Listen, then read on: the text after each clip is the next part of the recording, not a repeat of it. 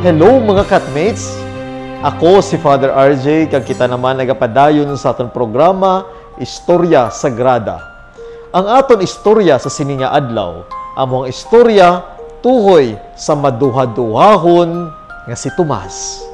Nga aton mabasahan sa Santos nga Ebanghelyo suno kay San Juan, Kapitulo 20, tubtob 24, tubtob 29.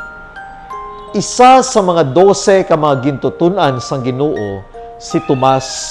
Si Tomas sa ginatawag ang kapid. Wala dito sa pag-abot ni Jesus sa pagkabanhaw. Gani, ginsugiran siya sa iban nga mga gintutunan. Nakita namon ang Ginoo.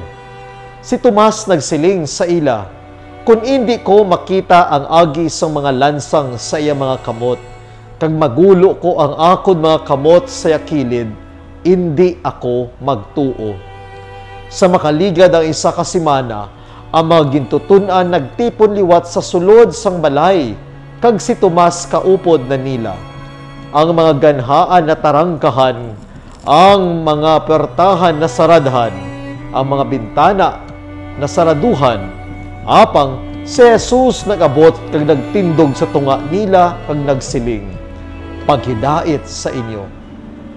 Dayon, nagsiling si Jesus kay Tomas, "Tomas, idabot diri ang imo tudlo, kag tanawa ang akon mga kamot.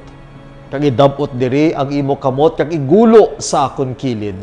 Indi ka na magpangduha-duha, kundi magtuo."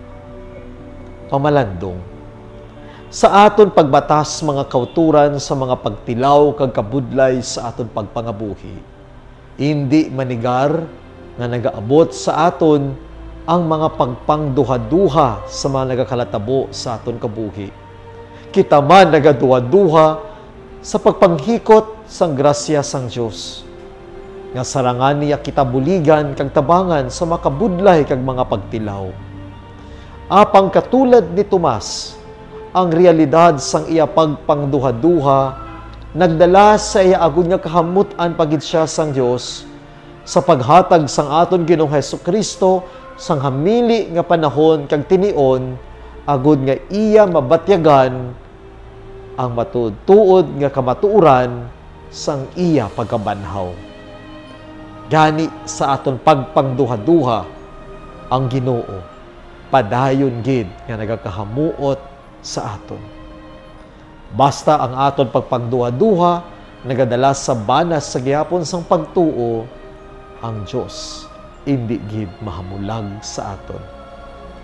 Mga utot, ini amo ang aton istorya sagrada sa sininga adlaw. Ang istorya tuhoy sa maduwa-duwahon nga si Tomas.